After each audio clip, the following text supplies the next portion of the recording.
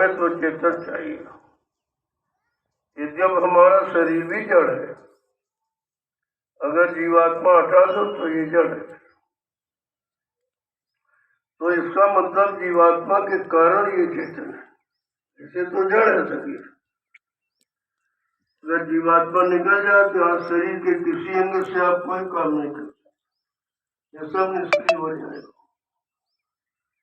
संत महापुरुष जब आए तो यही भेद उन्होंने खोला, जड़ता की ममता को भूलो, इससे दूर हटो और चेतन से जुड़ो, क्योंकि जीवात्मा भी चेतन, परमात्मा भी चेतन, परमात्मा का देश भी चेतन और संत महापुरुष चेतन, क्योंकि उन्होंने चेतन का भेद बताया। पहले तो चेतन नाम को जगाया और फिर चेतन का भेद भी बताया। अगर विश्वास कर लिया जिसने और चल पड़ा उनके इशारे पर, तो चेतन से भेंट भी करेंगे। इसका मतलब है कि चेतन की जानकारी संत महापुरुषों को किसी को, सब इसी जड़ता की ममता में फंसे के रह गए, चेतन से दूर होते चले गए और तब तक मानव जीवन का समय खत्म हो गया। जिस काम के लिए जीवात्मा को मनुष्य शरीर में भेजा गया वो तो काम उसने किया, क्योंकि जब तक काम कराने वाले नहीं मिलेंगे आप उनकी खोज नहीं करोगे, उनसे युक्ति नहीं लोगे, रास्ता नहीं पूछोगे, तब तक आप जाओगे। तो रास्ते का ज्ञान, सच्चाई का ज्ञान किसी को, जिसने भी ज्ञान कराया सरकार माया के सामानों, दूसरे और सामान बनाए थे जीवों को फंसाने के लिए, केवल उसी का तो जिक्र दिया, रात का, पाठ का, धन का, दौलत का, औरत का, बच्चे का, पति का, इसके अलावा कोई रास्ता नहीं। और इतने ज्ञान मिले, किसी की जानकारी की उसी में फंस गए। ज्ञान तो अज्ञान को दूर करने के लिए होता है, ज्ञान तो फंसे जीवों को निकालने के कहते ज्ञान। लेकिन यहाँ का ज्ञान सब ये जड़ का ज्ञान था, इससे सज्जन में फंस गए। इस जड़ता के ज्ञान ने हमें आपको जड़ में फंसाया, निकालने का रास्ता नहीं किया और हम सब लोग फंसे के फंसे गए। इतना समय गुजर गया कि जिसमें फंसे थे उसी को सत्य मान लिया। जब लंबा समय निकल जाता है तो धीरे धीरे धीरे धीरे उसी बात को हम असल मान लेते, नकल को असल मान लेते और उसी नकल में जीव फंस के रह गया, निकल नहीं पाया। तो कहने का मतलब यह है कि जब तक निकालने वाला नहीं मिलेगा तो हम सब जीव कैसे निकलेंगे, क्योंकि यहाँ जितने आए सब उसी में फंस गए। जैसे शहद का छत्ता लगा हुआ पेड़ में, जो मक्खी आती वो फंस जाती, जो आती वो फंस जाती, क्यों उसमें उसको स्वाद मिल गया। इसी तरह से जितने जीव आए, चाहे वो ऋषि मुनियों के शरीर में हो, चाहे योगियों के शरीर में, चाहे ब्रह्मचारियों के शरीर में, चाहे अवतारी शक्तियों के शरीर में, सब के सब उसी भोग के रस में फंस के रह गए, निकल नहीं पाए। अब ये तो जाल बनाया काल माया ने मिलकर, यानी मतलब ये जड़ता का जाल बनाया और भोगों का दाना डाल दिया और जीव बेचारा दाने के लालच में फंस गया। अब इस फंसे जीव को निकालेगा कौन?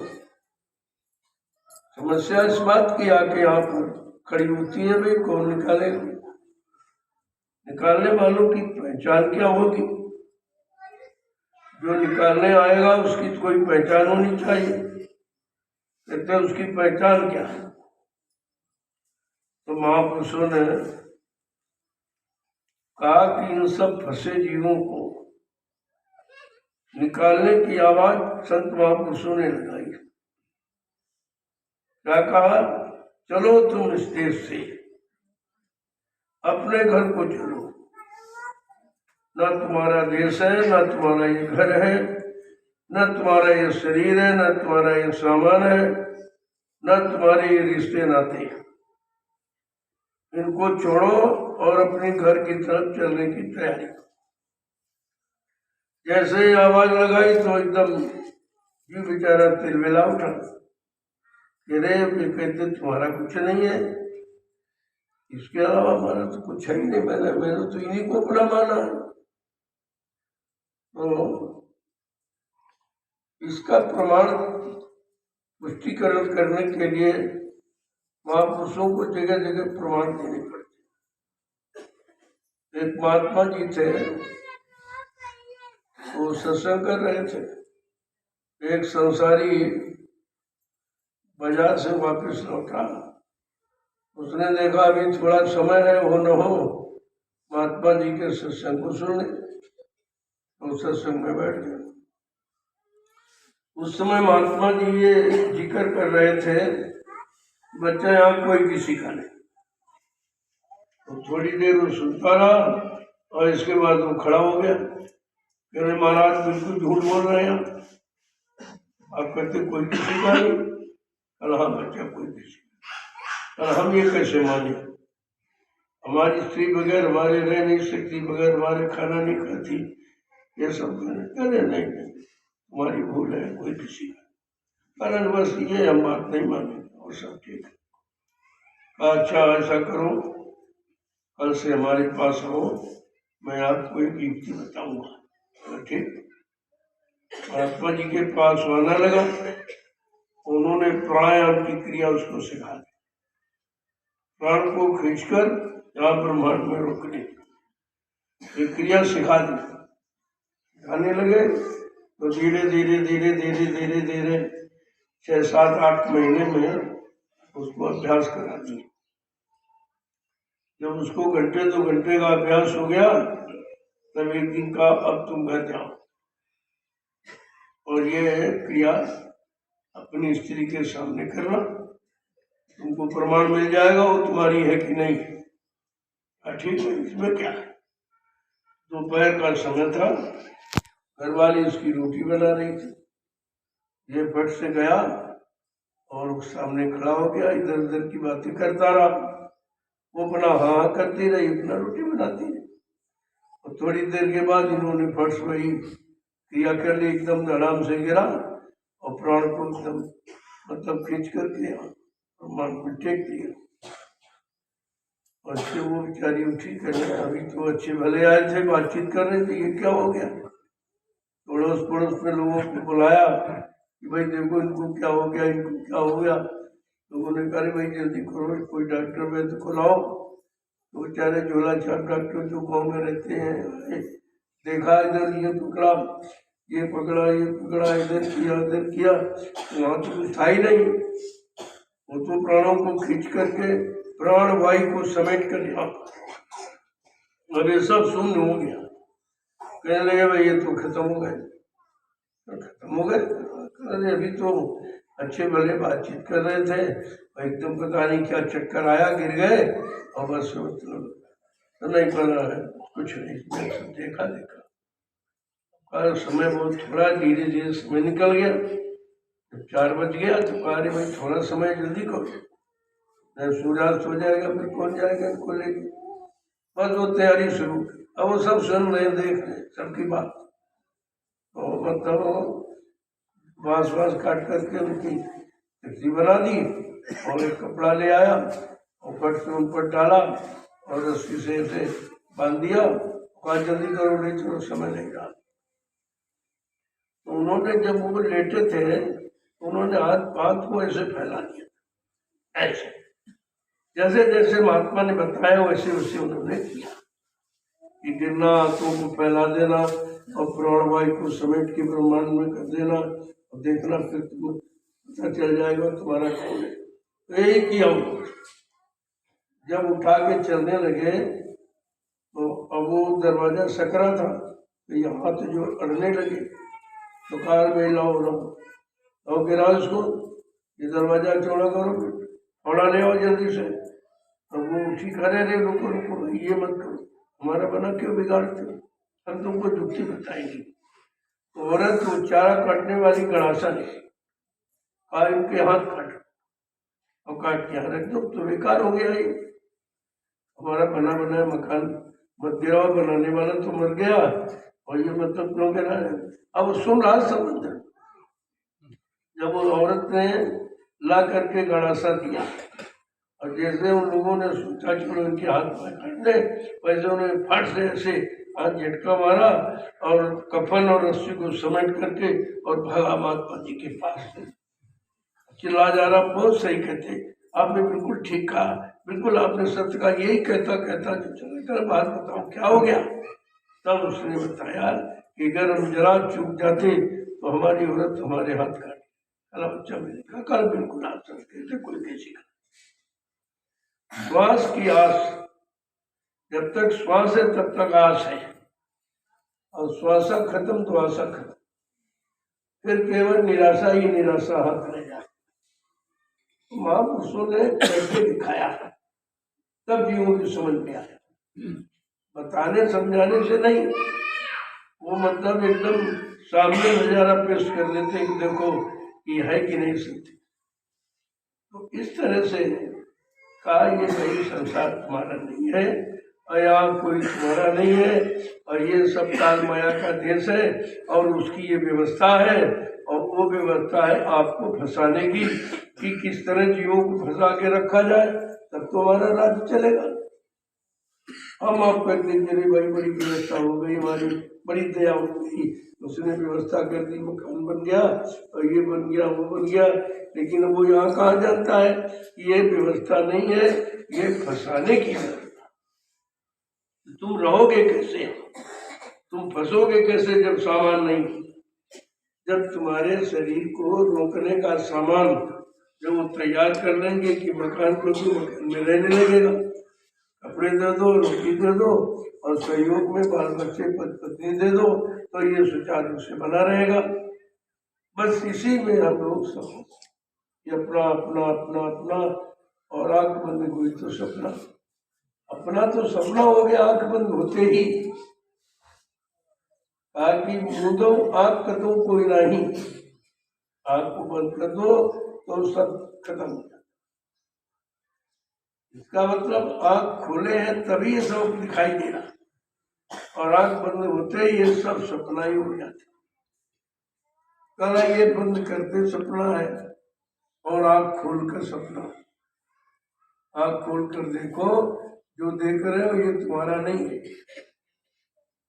तो हमारा है, वो कहते ये हमारा। अब बताइए इसमें सत्य क्या। दोनों कह रहे हैं, वो कह रहा है, पति कह रहा है पत्नी हमारी है, पत्नी कह रहा पति हमारा। ना पति तुम्हारा ना तुम्हारी पत्नी, तुम्हारी जीवात्मा और कुछ नहीं। जीवात्मा के निकल जाने पर न पत्नी पति को पति कहेगी और न पति पत्नी को पति कहेगा, खत्म। तो आंख बंद करते ही ये सब समाप्त हो जाता है। जैसे उदाहरण में रात को आप आंख बंद कर लेते हो तो किसी की आंख नहीं, कहाँ खेत जाएगा, कहाँ मकान जाएगा, कहाँ औरत जाएगी, कहाँ बच्चे जाएंगे, कहाँ पति जाएंगे, कहाँ धन जाएगा, कहाँ सामान, कुछ भी सब खत्म। स्वामी जी महाराज भी यानी संत महात्मा उसी को दर्शाना आपके सामने पेश करना चाहते हैं कि देखो कि मुदित नयन त्रसित भयो और पुण्यचितवत कौशल को गए। आज मैं आंखों को बंद करता हूं तो बहुत शांति मिलती है। इसका मतलब आंख खोलने में शांति नहीं है, भ्रांति है, अशांति है। और वो कह रहे हैं जब आंख बंद करते हैं तो मुदित नयन त्रसित भयो और पुण्यचितवत कौशल को गए। एक तरफ कहते हैं कि आंखों को बंद करता हूँ और शांति मिलती है, और एक तरफ कहते हैं कि यानी मतलब कि आंखों को खोलता हूँ तो कौशल जी के दर्शन करता हूँ। कैसी बेटे बना दी। यही संत महापुरुषों की उल्टी वाणी है। वो अंदर की बात कर बताना चाहते हैं, वो घट का भेद बताना चाहते हैं, हम लोग बाहर में फंस गए और बाहर में वो है नहीं। जब दिखाई नहीं देगा तो आपको शंका हो जाएगी, झूठ कहते हैं। इतना स्पष्ट कहते हैं कि मुदित नयन प्रसिद्ध भयऊ, जब इन आंखों को बंद करता हूँ बिल्कुल शांति मिलती है। इसलिए भजन में आपकी आंख बंद कराई है। आंख बंद कर दो, कान बंद कर दो, इसका मतलब क्या? तो रियाज में पूछा, भाई आंखें तो ये खुलने के लिए थी, कहीं कान खुलने के लिए आप कैसे बंद करो? तो कहते नहीं, ये जड़ संसार को देखने के लिए आंख है। अपने चेतन, तुम्हारा देश चेतन है, तुम्हारी जीवात्मा चेतन है, जीवात्मा का देश चेतन है, ये तो सब जड़ है। अगर चेतन को देखना चाहते हो तो तुम्हारे पास एक चेतन आंख भी है, लेकिन वो जीवात्मा। तुम्हारे पास एक चेतन कान है जो ऊपर के लोगों की आवाज सुनेगी। इसी को हिंदू महात्माओं ने कहा कि वेदवाणी है, अमृतवाणी है, संतवाणी है, ईश्वरवाणी है, अनहतवाणी का। और मुसलमान फकीरों ने इसको कलमा गाया, लेकिन दोनों ने एक ही बात की। तो कहा, अगर तुम तृप्त होना चाहते हो, अगर असली शांति, स्थायी शांति चाहते हो, तो जब तक जीवात्मा का दिव्य आंख नहीं खुलेगा, उससे वो दिव्य दृश्य नहीं देखेगी, तब तक शांति नहीं, तब तक उसको परम शांति की प्राप्ति नहीं होगी। तो जब इस तरह का तुम्हारा एक काम बन जाएगा, तब तुमको संसार से बिल्कुल विरक्ति हो।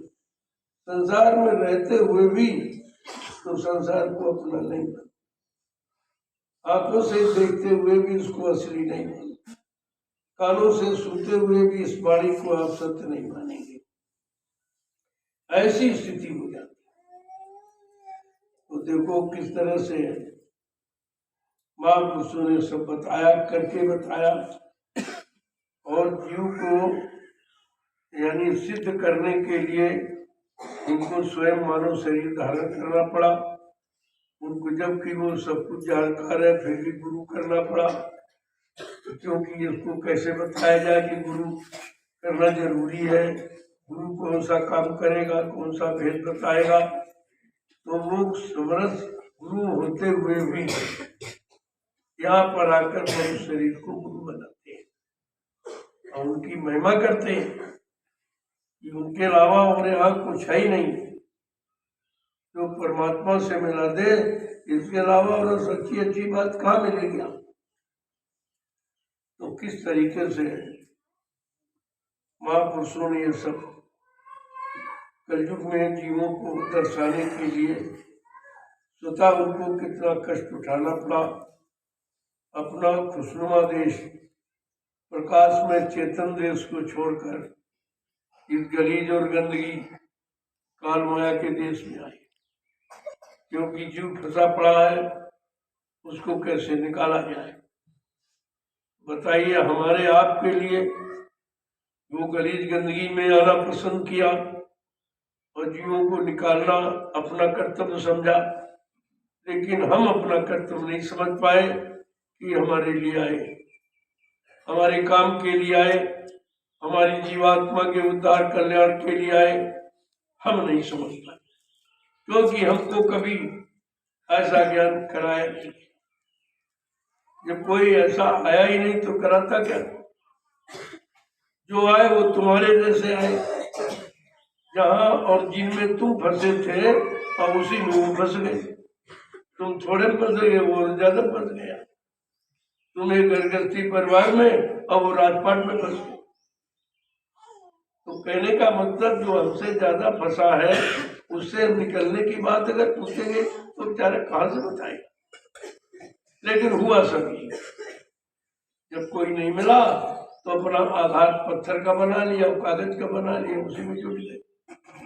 वो जड़ पूजा में शुरू हो गए। अब ये नहीं सोचा कि इनसे पूछो कि ये जड़ भगवान तुम्हें कुछ दे सकेगा, रास्ता बता सकेगा। तो कहा कुछ नहीं, तो हाथ जोड़ के खड़े हो जाओ, बस आंख बंद कर। आंख बंद का मतलब इसको मत देखो, इसमें कुछ नहीं है, ये तो रोज ही करते हो। अब करते हुए भी नहीं जीव समझ पा रहा कि आंखें क्यों बंद कराई। अरे भाई हम खुलेंगे तभी तो देखेंगे उसको, आंख बंद करके उसको कैसे देखेंगे। तो कहा नहीं, इन आंखों को बंद करके जो दिखाई दे वो असली है, इन आंखों को खोल कर देखो वो नकली है। अब ये उल्टी बात कैसे समझ में आई।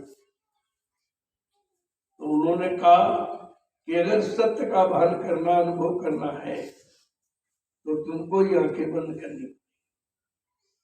ये जड़ शरीर में आंखें लगी है, जड़ता को, जड़ संसार को, जड़ सामान को देखने के लिए। अगर चेतन देश में जाना चाहते हो, देखना चाहते हो, समझना चाहते हो और चेतन परमात्मा से मिलना चाहते हो, तो चेतन आग के बारे में तुम्हें जानकारी करनी होगी। वो चेतन आग कहाँ, वो तुम्हारे अंदर ही है, वो जीवात्मा में है, शरीर में नहीं। शरीर में 2 आंखें और जीवात्मा में 1 आंख, शरीर में 2 कान, जीवात्मा में 1 कान, शरीर में 2 नाक सुनाक और जीवात्मा में 1 नाक का सुनाक। व्यवस्था ऐसी है। इसने क्यों बनाया मिट्टी की व्यवस्था और उससे बड़ी बनाया जीव को फंसाने की। जब कोई अच्छी चीज, बड़ी चीज होगी तभी आप फंसे हो। देखिए होशियारी, देखिए काल की, नकल की, दयाल की। जीवात्मा में 1 कान 1 नाक और इसने शरीर में 2 आंख और 2 कान 2 नाक सुनाक, यानी उससे भी ऊपर निकलने की। लेकिन अंतर क्या है कि वो जड़ आंखें हैं, 2 है लेकिन जड़, और वो 1 है, वो चेतन।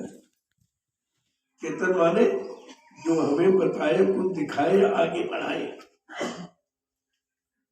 सत्य का अनुभव कराने वाले को चेतन है और झूठ में बताने वाले को जड़ है। जड़ चेतन में अंतर है। जय गुरुदेव, जय गुरुदेव, जय गुरुदेव, जय गुरुदेव नाम किसका, जय गुरुदेव नाम किसका, प्रभु का प्यारा नाम। समृद्ध दाता दयालु पूज्य स्वामी जी महाराज आज के इस पावन पवित्र आध्यात्मिक संदेश को सुनने के लिए जो आप इस पावन भूमि पर आए हो, नैमिषारण्य की पावन पवित्र भूमि पर, और मैं सुबह का लघु सत्संग इसमें सम्मिलित होकर आप असली चीज को प्राप्त करो। सत्संग के सिवा दूसरा कोई रास्ता नहीं है जो असलियत की पहचान करे। इन वचनों को सत्य मानकर एक एक वचन को ऐसे पी जाओ जैसे प्यासा पानी की बूंद को पीता है। तो क्या होगा, फिर आपको असलियत की जानकारी, जैसे जानकारी मिलना शुरू हुआ, आपको संसार से विरक्ति हो गई। विरक्ति की नहीं जाती, जबरदस्ती विरक्ति नहीं काम। कितने दिन टिक पाती है, इसलिए नहीं। पहले सत्संग सुनो, फिर धीरे धीरे सुनकर तुम्हारे में समझ और सूझ आएगी। फिर इसके बाद सेवा में लग करके शरीर को मानो। जो गंदगी आपने की है आप कर्मों की, उसको धीरे धीरे मानो। सेवा से साफ हो जाएगा, साफ हो जाएगा, फिर अपने आप भजन की तरफ चल पड़ेगा। ऐसे कोई भजन करना चाहे तो नहीं। तुम कहते हो हम घर में नामदान मिल गया, घर में बैठे क्या अपना धंधा पानी करेंगे, अपना भजन करेंगे, ऐसे हो जाएगा दृष्टि में, क्योंकि सेवा तो की नहीं उन्होंने। और जो सेवा किया कर रहे वो फंसाने वाली कर रहे। तो जब तक सेवा नहीं करेगा, कलयुग में सेवा प्रधान है, क्योंकि जीव बहुत गंदा है और गंदगी सेवा से ही धोई मानी जा सकती। इसके लिए और कोई साबुन नहीं बना है जिसको लगा के आप साफ करो। और सेवा भी परमार्थी सेवा तो आप रोज ही करते हो, घर गृहस्थी, परिवार में, बाल बच्चों की, कोई देश की सेवा, कोई समाज की सेवा, सब इसी में लगे पड़े बेचारे। अगर देश की सेवा कर दो, देश भी तो नकली है। समाज की सेवा, समाज भी नकली है। शरीर की सेवा, शरीर भी नकली है।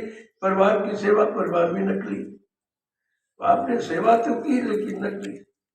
नकली का मतलब जो तुम्हारे काम ना आए और हम समय तक न साथ दे न साथ जाए, उसको नकली कहे। तो कहा भाई तो बात समझ में कुछ आई ही नहीं। तो इसके लिए कहा सत्संग की महती आवश्यक।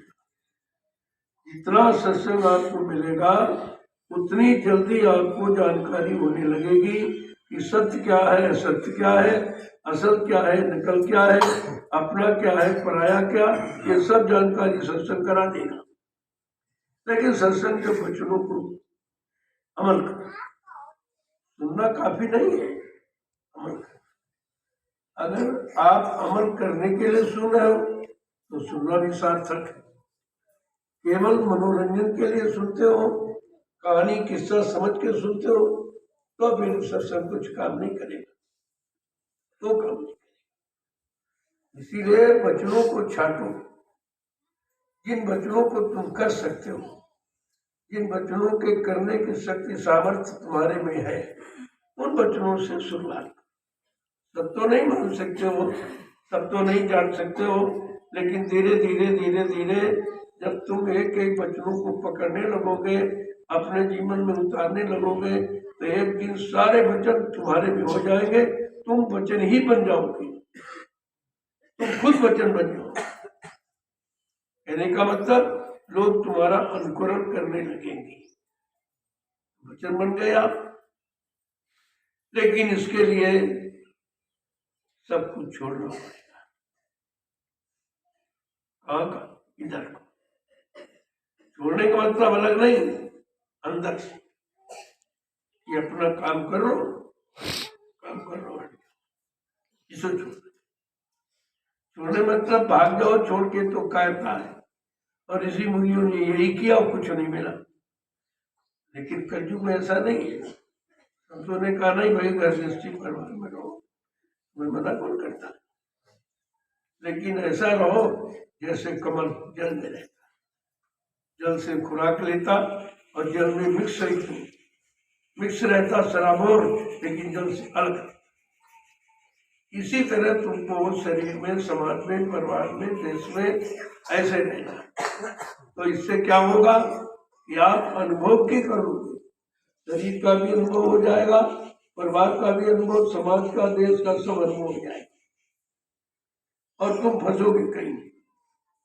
अनुभव का मतलब फंसना नहीं होता। सच्चे ज्ञान का मतलब फंसना नहीं है कि जान करके उससे अलग हो जाता है। ये अपना काम किया, लोग हम समझ गए ये सब हमारे काम नहीं है या हम इनके काम नहीं, तो अपना अपना काम निकालो। लेकिन हम ऐसा नहीं कर पाते। समाज परिवार के लोग तो हमसे अपना काम निकाल लेते, लेकिन हम कुछ उन्हीं में फंस रहे। वो काम भी निकाल रहा, हम उन्हीं में फंस रहे। हमारा काम कहाँ हो? तो वो होशियार कि तुम होशियार, वो तुमसे काम भी ले रहा और काम लेकर के अपना अलग हो जाता, और तुम उसका काम भी करते हो, उसी में फंसे। ये युक्ति अज्ञानता, इसी अज्ञानता को खत्म करना है। भागना जाना नहीं है, क्योंकि लेन देन है, कर्म कर्जा है, वो तो आपको उतारना ही है। इसलिए कलयुग में संतों ने भागने की बात नहीं कही, लेकिन कैसा रहो?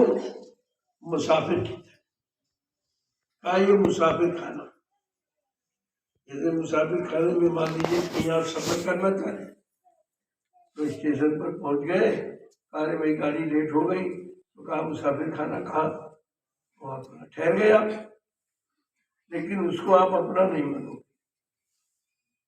सामान का प्रयोग करते उसमें रहते हुए अपना नहीं मानते हो, क्योंकि तुमको ये ज्ञान है कि 1 घंटे के लिए कैसे ट्रेन आएगी, अब इसको छोड़ के चले जाए। इसी तरह से हमें आपको समझ, यहाँ हर चीज तुम्हारे समझने के लिए, जो भी काल माया ने बनाया है वैसे जीव को फंसाने के लिए बनाया और तुमको समझने के लिए बनाया। अब अपना फंसाने वाला तो सिद्ध कर लिया, उसने आपको फंसा लिया, लेकिन आप नहीं समझ पाए कि हम इससे निकलेंगे। तो आगे महापुरुषों ने क्या कहा, जरा सुनो, तो सत्संग है बड़ा था, कहते कि देखो ये यहाँ तुम्हारा नहीं है, होशियार पढ़े लिखे तुम कितने हो, लेकिन फिर भी कहा सोच समझ के रहना। वो सोच वो समझ तुम्हारे में नहीं है, जिससे तुम रहकर प्रयोग करके भी अलग रहो। समझा के क्या करें,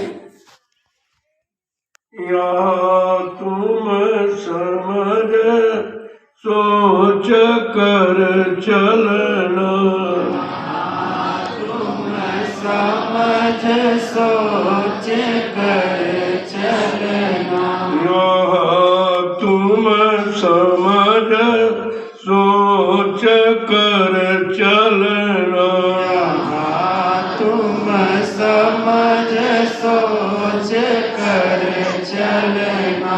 यहाँ का मतलब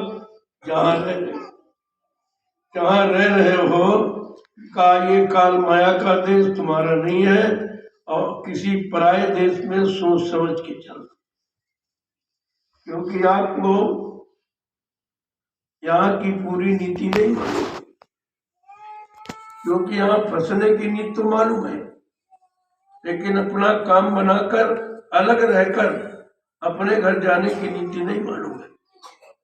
आगे क्या कह रहे हैं कि ये तो राह बड़ी अति टेढ़ी, ये तो राह बड़ी अति टेढ़ी, ये तो राह बड़ी अति टेढ़ी, ये तो राह बड़ी अति टेढ़ी, मन के साथ न पड़ना, मन के साथ न पड़ना, यहाँ तुम समझ सोच कर चलना, तुम समझ सोच कर चलना। ये संकेत क्यों किया, ये चेतावनी जीव को क्यों दे रहे हैं कि काल माया ने मिलकर बहुत टेढ़े मेढ़े रास्ते बनाए और तुम टेढ़े मेढ़े रास्तों में फंस जाओगे, निकल नहीं पाओगे। कहते हैं ये तो राह बड़ी अति टेढ़ी, बहुत टेढ़ा मेढ़ा रास्ता है, बड़े बड़े ऋषि मुनि योगी महर्षि कोई नहीं निकल पाए।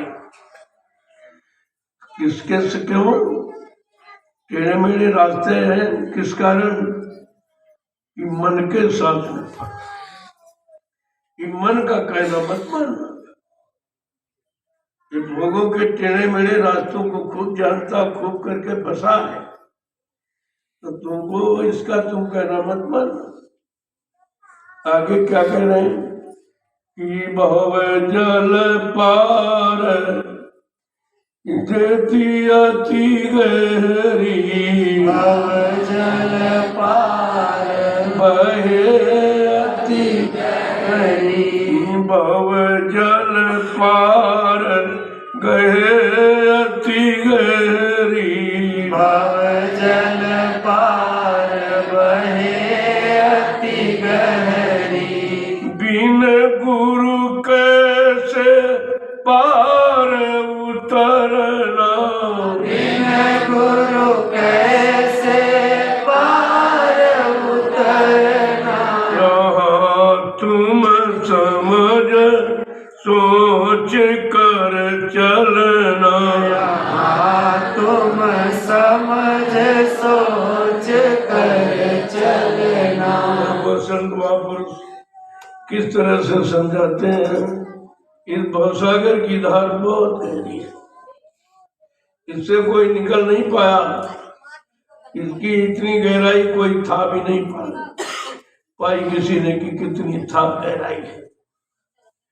का उसको पार करने के लिए इस भवसागर का जानकार गुरु सतगुरु जब तक वो नहीं मिलेंगे इस भवसागर से कोई पार नहीं जा सकता। न ज्ञानी न ध्यानी न ऋषि न मुनि न योगी कोई नहीं जा सकता।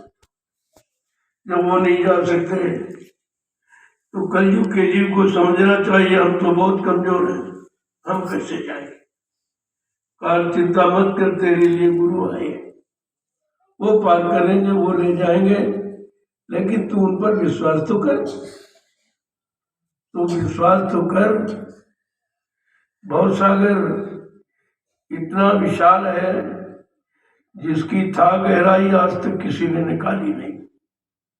संतों के सिवा भवसागर की गहराई किसी को नहीं मालूम है। और भवसागर की इतनी लंबाई चौड़ाई ये समुद्र कुछ नहीं उसके सामने। ये बिल्कुल एक छोटा सा बिंदु है। सोचिए आप, और संसार को इसको समुद्र को कितना गहरा मानते कि कोई था नहीं पाता, और हमेशा बड़ाई और गहराई की उपमा उसी को देते हैं। लेकिन कहते हैं ये तो समुद्र कुछ नहीं, उस भवसागर के आगे एक बूंद भी नहीं है।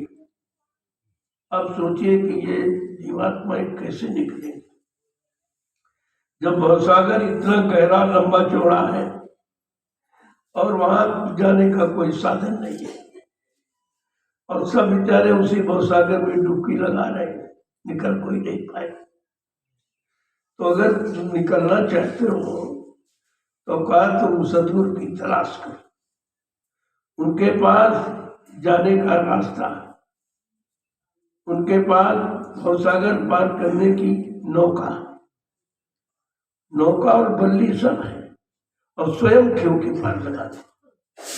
दूसरा कोई खेवनहार भी नहीं, स्वतः अपने नाम रूपी जहाज को, नाम रूपी नौका को स्वयं मतलब खेते हैं, स्वयं पार लगाते हैं।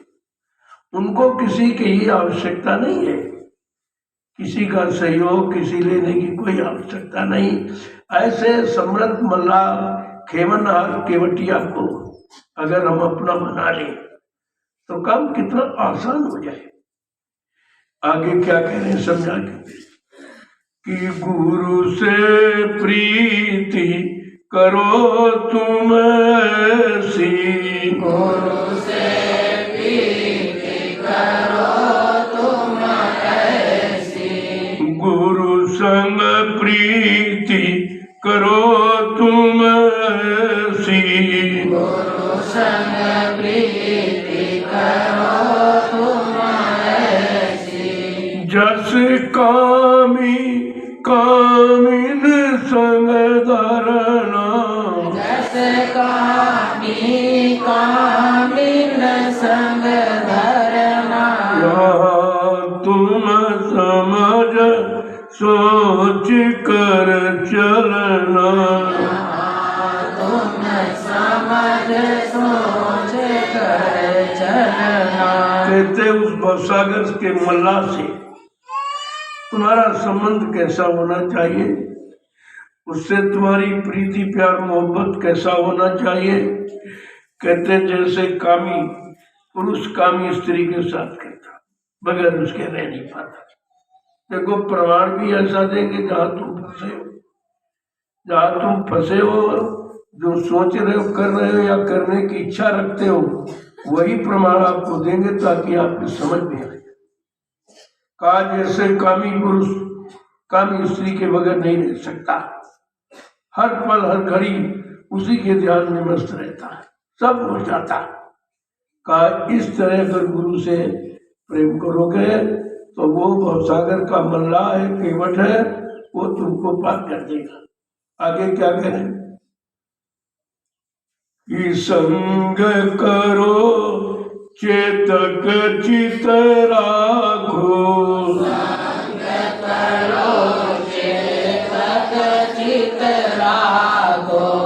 संग करो चेतक चित राखो, संग करो चेतक चित राखो, मन से गुरु के चरण पकड़ना, मन से गुरु के चरण पकड़ना, यहाँ तुम समझ सोच कर चलना, तुम समझ सोच कर चलना, प्रेम का संग ऐसा करो, उनका साथ ऐसा करो जैसे पपिया पक्षी, जब ये सूर्यास्त होते ही ये दोनों अलग हो जाते, पति पत्नी, एक नदी के उस किनारे पर, एक नदी के उस किनारे पर,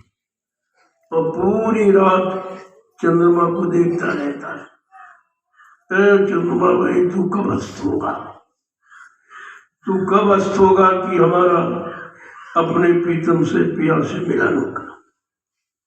कहा इस तरीके से तुम्हें 24 घंटे हर पल घड़ी जब नैनों में बसा लोगे तब वो चीज कभी निकलेगी, सामने न होते हुए भी सामने ही दिखाई देगी, और अनवरत 24 घंटे सोते जागते, इसको कहते हैं सच्चा दर्शन।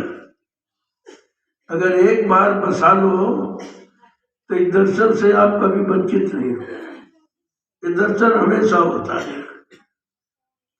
फिर ये संसार दिखाई नहीं देगा।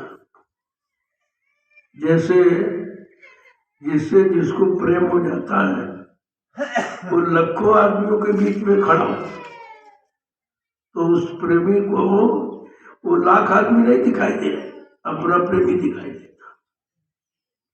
इस तरीके से अगर हम गुरु से प्रेम कर लें, उनको अपना बना लें, उनमें हम लय हो जाए, वो हमारे में लय हो जाए, तो फिर ये नित्य दर्शन है, ये सत्य दर्शन है, ये कभी मिटता नहीं।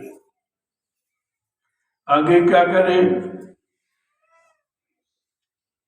कि छल बल कपट छोड़ कर बर तो, छल बल कपट छोड़ कर बर तो, छल बल कपट छोड़ कर बर तो, छल बल कपट छोड़ कर बर तो, गुरु के वचन समझना, गुरु के वचन समझना, यहाँ तुम सोच समझ कर चलना, तुम सोच समझ कर चलना।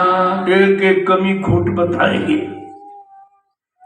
कि जब तक छल कपट रहेगा तब तक वो स्वरूप अंदर में नहीं आएगा, क्योंकि गंदगी में वो नहीं बसेगा, वो नहीं रुकेगा, नहीं ठहरेगा। कहते छलबल कपट छोड़कर बरतो, बर्तन माने व्यवहार, तुम्हारा व्यवहार छल कपट को छोड़ के होना चाहिए।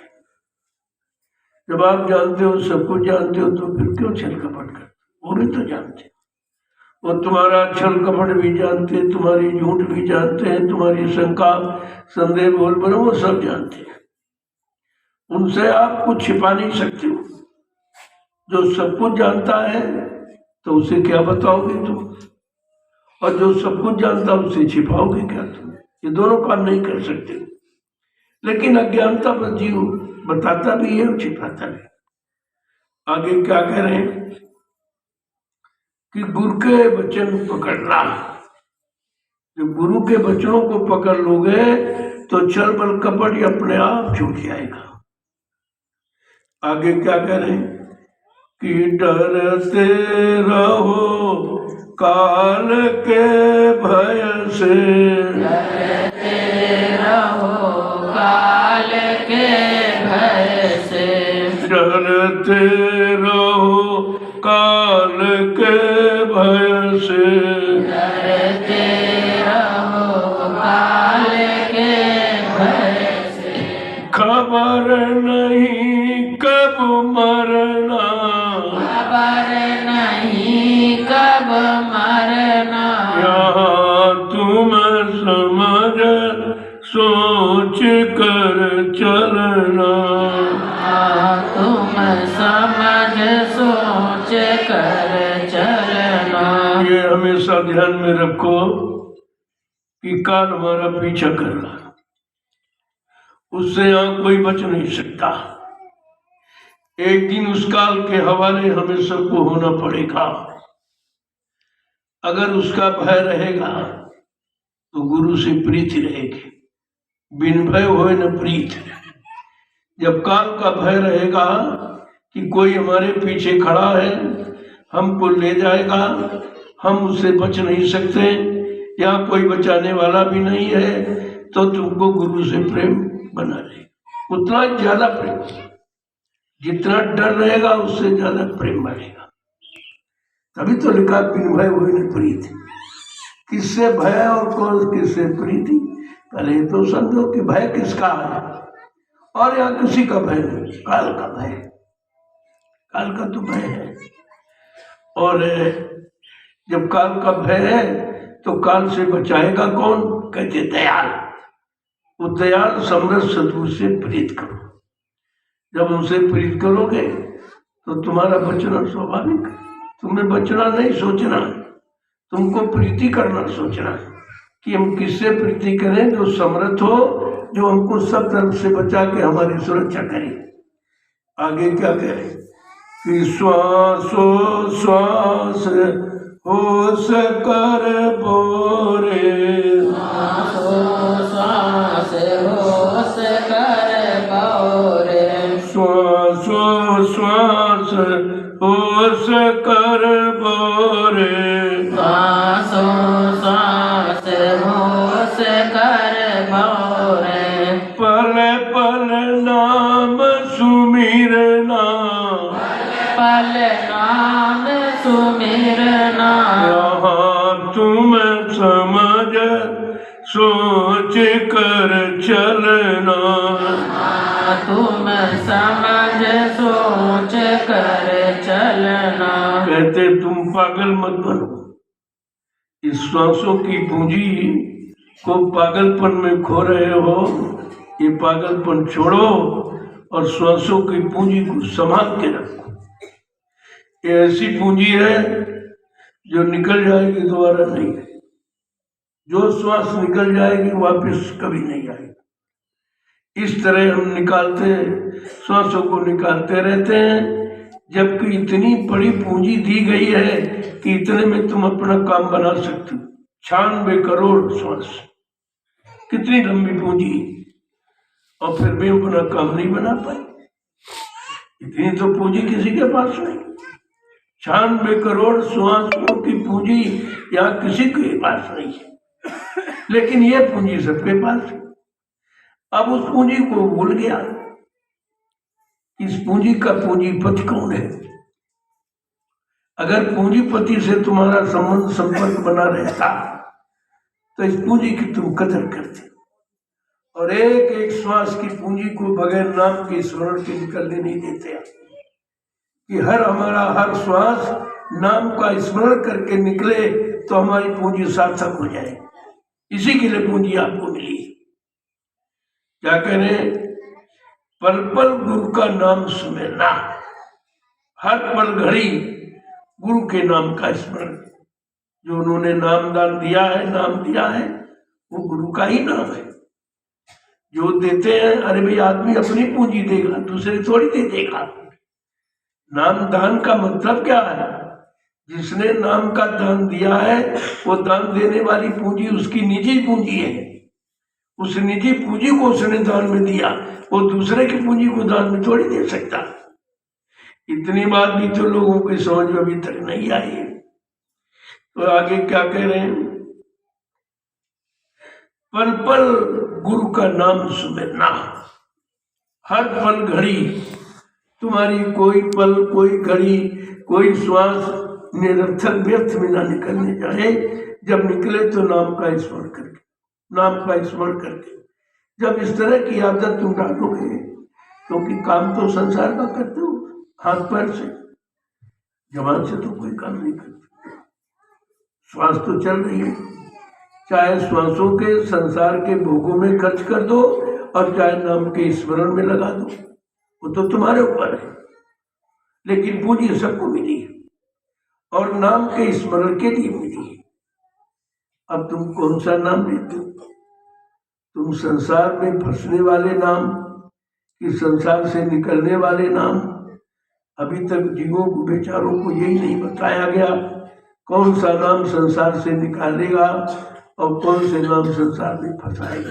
तुम उनके नाम लेते जो खुद स्वतः फंसे पड़े। सीताराम भी फंस के रह गए, राधे श्याम भी फंस गए, शिवशंकर फंस गए, ब्रह्मा विष्णु महादेव सब फंस गए, और 33 करोड़ देवता, 9 करोड़ दुर्गा, 10 करोड़ शंभू, ये सब फंस गए। उन्हीं फंसने वाले के नाम लिवाए जाते, उनका नाम लो, उनका नाम। अब भाई जिसका नाम लोगे, जहाँ आसाता बासा मन का यही तमाशा, जहां तुम्हारी आस लग जाएगी उसी में बास हो जाएगा, तुम उसी तक सीमित रह जाओगे। इसलिए यहाँ नाम का स्मरण भी नहीं बताया गया। जब कलयुग का नाम जीवों को नहीं मालूम है तो बेचारे पुराने युगों के नाम कहते, तुम इन्हीं को याद करो, तुम्हारी नाम को सज्जू का हरि नाम याद करो, त्रेता का राम नाम याद करो, द्वापर का कृष्ण नाम याद करो। उससे क्या होगा कि तुम खराब नहीं होने पाओगे, तुम पाक साफ निर्मल पवित्र बने रहोगे।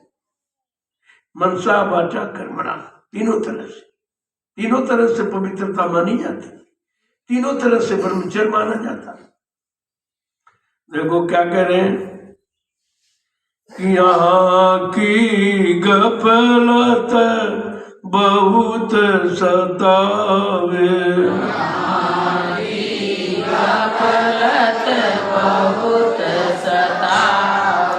यहाँ की गफलत बहुत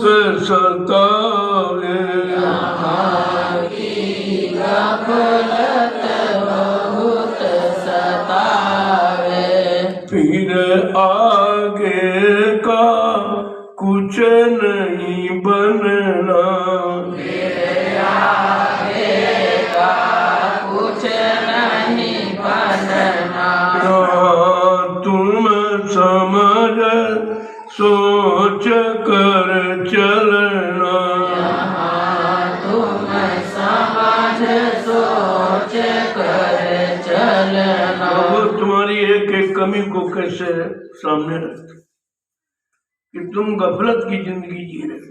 गफलत माने लापरवाही की, लापरवाह हो गए, तुमको ये होश नहीं है कि ये जीवन 83,99,999 योनियों में भ्रमण करके फंस करके तब तुमको मानव तन मिला है।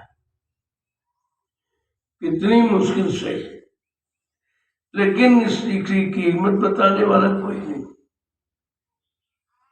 इशारा तो महापुरुषों ने किया, हीरा जन्म अमूल्य कौड़ी बदले जाए। हीरा सबसे कीमती होता है, बहुमूल्य है। उस बहुमूल्य की उपमा दी है कि मानव तन इतना कीमती है कि हीरा से बढ़कर।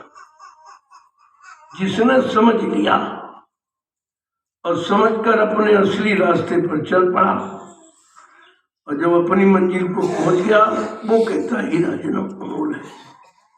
लेकिन गफलत के कारण, लापरवाही के कारण, अज्ञानता के कारण हम इसको व्यर्थ में खोते रहते हैं। ये समय व्यर्थ में निकालते, खाली बैठे हो तो जबान तो करनी पड़ेगी कि अंदर अंदर स्मरण नहीं कर सकते। अंदर 24 घंटे जाप होता है, इसी को कहते हैं अजपा जाप। बिना कोई प्रयास किए, बाहर में हाथ पैर या कोई साधन का प्रयोग न कर कर भी अगर हम जाप करते हैं तो असली उसे अजपा जाप करते हैं, जिसको केवल अंदर में मन और जीवा यही दोनों काम करते। अगर मन को और जीवा को, ये दोनों विकार के कारण है। जीवा स्वादेंद्री है, यह स्वाद लेती है और स्वाद लेकर मन को खराब करती है। इसलिए महापुरुषों ने कहा तुमको जो 2 चीजें रोकनी है, जिभ्या और निभ्या। जिभ्या माने जीभ जो इस स्वादों को खाती है, और नीचे जन्नेन्द्री वो निकाल के बाहर कर देती। ये है दोस्त। अब इन पर नियंत्रण कैसे किया जाए, या किसने इन पर नियंत्रण किया है? जो अपना संभाल के रखे जिभ्या निभा दोनों। न जीभ से यानी कोई स्वाद लेता है, न इंद्रिय द्वार से विषय भोगों में निकालता है। उसकी तो पूंजी शक्ति सुरक्षित है और बाकी सब व्यर्थ में जा रहे। अब ये भी तो लोगों को नहीं मालूम कि हमें क्या करना चाहिए। देखो संत महापुरुष किस तरह से तुम्हारे जीवन को, श्री राज को खोल के कहते हैं कि तुमने कहाँ गफलत की है, कहाँ लापरवाही की है, कहाँ तुमने अज्ञानता करके अपनी पूंजी को गंवाया है, खत्म किया है। ये पूंजी तुमको बार बार नहीं मिलेगी। पूंजी 2 प्रकार की है, एक श्वासों की पूंजी और एक वीर रज तत्व की पूंजी। ये दोनों महान है। इसी से खेल चल रहा है, ये शरीर में इसी से चल रहा। लेकिन समझोगे कैसे इसको? तो आगे क्या कह रहे हैं कि जो कुछ बने सो अभी बना लो, जो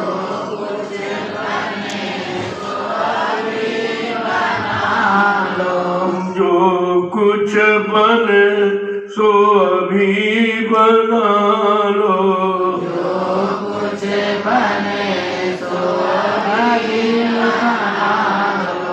फिर आगे का भरोसा न करना, फिर आगे का भरोसा न करना। तुम समझ सोच कर चलना, तुम समझ सोच कर चलना। 4 खंड 84 राज्य शरीरों में ये मानव शरीर आपको अवसर मिला है, और किसी शरीर में जाकर केवल भोग भोगोगे, लेकिन ये अवसर जीवात्मा को जगाने का, परमात्मा से मिलाने का नहीं मिला। इसलिए अब ये जीवन मिला है, इसी में कुछ बना लो। फिर आगे का भरोसा, यानी अन्य योनियों में इसका कोई भरोसा मत करना कि आपको जीवात्मा जगाने का अवसर मिल जाएगा, या जीवात्मा के जगाने वाले संत महापुरुष हैं, उनके बाणी वचन समझ पाओगे। ये समय तुम्हारा निकल जाएगा।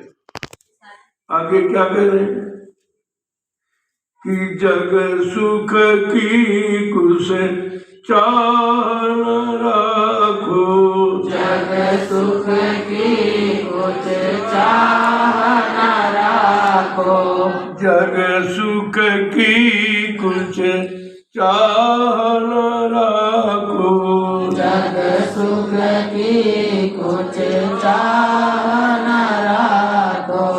दुख में इसके दुखी नहीं रहना, दुख में इसके दुखी नहीं रहना। तुम समझ सोच कर चलना, तुम समझ सोच कर क्या समझा के कह रहे हैं भाई? ये संसार की इसमें सुख की चाह मत रखो, क्यों ये दुख का सागर है, यहाँ सुख नहीं है। सुख पाने के उपाय, जब संत महात्मा मिल जाएंगे तो दुख के सागर में भी तुम्हें सुख पाने के उपाय बता देंगे। और कहते हैं इसके दुख में दुखी मत रहना, क्योंकि ये दुख का सागर ही है, फिर दुखी क्यों?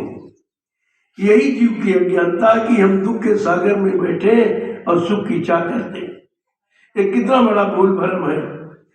आगे क्या कह रहे हैं कि दुख की घड़ी गनीमत जानो, दुख की घड़ी गनीमत जानो, दुख की घड़ी गनीमत जानो, दुख की घड़ी गनीमत जानो, नाम गुरु का छिन छिन भजना, नाम गुरु का छिन छिन भजना, यहाँ तुम समझ सोच कर चलना, तुम समझ सोच कर चलना। देखो एक एक स्थिति को कैसे स्पष्ट कहते हैं कि जब दुख आ जाए तुम्हें खुश होना चाहिए कि गनीमत है क्यों आ गया, नहीं तो ये कहां से आता। दुख आता है तभी याद कराता है, याद कराने की हमदर्दी केवल दुख में ही है, और हम दुख चाहते नहीं है। जब दुख नहीं चाहते हो तो याद नहीं करना चाहते, जब याद नहीं करना चाहते तो दया कैसे मिलेगी। एक एक शब्द को कैसा तोड़ मरोड़ करके समझाते हैं। कहते भाई दुख की अगर घड़ी आ जाए तो गनीमत समझो कि हमारा कुछ अब बनना है या हमको कहीं से हटाना है। जब दुख आ जाता है तब आदमी सब भूल जाता, दुखी में रह जाता। कहते सुख में सुमरन सब करे, दुख में करे न कोई। और जो दुख में सुमरन करे, जो सुख में सुमरन करे तो दुख काहे को है। सुमरन यानी देखिए मुसमरन शब्द आया कि सुख को पाने का नाम सुमरन और दुख को भगाने का नाम सुमरन। नाम का सुमरन दोनों में काम करेगा। अगर इस सुमरन को सिद्ध कर लो तो दुख भाग जाएगा, दुख तुम्हारे पास आ नहीं सकता और तो सुख में लय हो जाओगे। अब ये पता चला कि सुख पाने का साधन क्या है, दुख, और दुख पाने का साधन सुमरन। जब सुमरन करोगे तो दुख चला जाएगा और सुख आ जाएगा। और सुमरन कोई करता नहीं है। और कहते सामान से सुख मिलेगा, पैसे से सुख मिलेगा, औरत में सुख मिलेगा, पति में सुख मिलेगा। अरे सुखी में ये तो दुख के सागर में डूब रहे, इनमें सुख की इच्छा तो कहाँ कर रहा। आगे क्या कह रहे कि सुख में गाफिल रहत सदा नर, दुख में गाफिल रहत सदा नर, सुख में गाफिल रहत सदा नर, सुख में गाफिल रहत सदा नर, मन तरंग में दम दम बहना, मन तरंग में दम दम बहना, तुम समझ सोच कर चलना, तुम समझ सोच कर चलना। कहते जब सुख आता है एकदम लापरवाह, एकदम मतलब यानी सब भूल जाता है, सबको भूल जाता है, केवल सुख सुख चिल्लाता है। और सुख आने पर तुम सबको भूल जाओगे और दुख आने पर सबको याद आती। तो दुख अच्छा कि सुख? अरे जिसमें मालिक याद आए, जिसमें अपना गुरु याद आए वो अच्छा है कि जिसमें सब भूल जाओ वो अच्छा है। देखो कैसी उल्टी गति है, ये काल की कैसी उल्टी व्यवस्था है कि तुमको सुख सुख दे देगा, और जिनको सुख दे रहा इसका मतलब उनको गुरु से हटाना चाहता है, परमात्मा से दूर करना चाहता है, उनको सुख देता है, उनको धन देता है, उनको सब सामान देता है कि तो बस तो इसी में फंसा रहे, चुपचाप ही बना रहे, इस दिन चुपचाप बना रहे, फंसा रहे। और जिनको निकालना चाहते हैं उनको दुख देते, क्योंकि दुख से तुमको प्यार नहीं है, सुख से प्यार है। और जिस तुम्हें निकालना है इसे तुम्हें दुख देंगे, जब दुख देंगे तो दुख से तुम बचने का प्रयास करोगे। आगे फिर समझा के क्या करें कि ताते चेत करो सत्संगत, ताते चेत करो सत्संगत, ताते चेत करो सत्संगत, ताते चेत करो सत्संगत, दुख सुख नदियाँ पार उतरना, दुख सुख नदिया पार उतरना, वहाँ तुम समझ सोच कर चलना, तुम समझ सोच कर चलना। इससे, इस झगड़े से, इस दुख सुख के झूठे झगड़े से तुम चेत बचना चाहते हो तो चेत कर सत्संग करो, यानी जाग कर सत्संग सुनो, करो। उन्होंने करो की बात लिखी उन्होंने कि ताते चेत करो सत्संगत, अगर सुख दुख से बचना चाहते दोनों से तो चेत कर यानी जाग कर सत्संग सुनो। ये सत्संग तुमको सुख दुख दोनों का अनुभव करा देगा और दोनों से अलग करा देगा, और सुख दुख नदियां पार उतरना, इस सुख दुख रूपी नदी से तुम्हें पार कर देगी। ये महापुरुषों का काम है, ये संत महापुरुषों का काम, उनके वचनों का ये काम।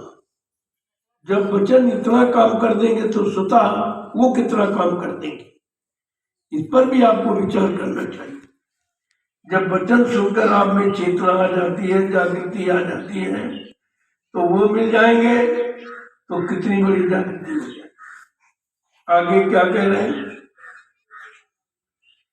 कि अपना रूप लखो घट भीतर, अपना रूप लखो घट भीतर, अपना रूप लखो घट भीतर, अपना रूप लखो घट भीतर, फिर आगे को सूरत भरना, फिर आगे को सूरत भरना, तुम समझ सोच कर चलना, तुम समझ सोच कर चलना। कैसे जब सत्संग चेत के सुनोगे जाग के होश में, तो सुख दुख नदियां पार, न दुख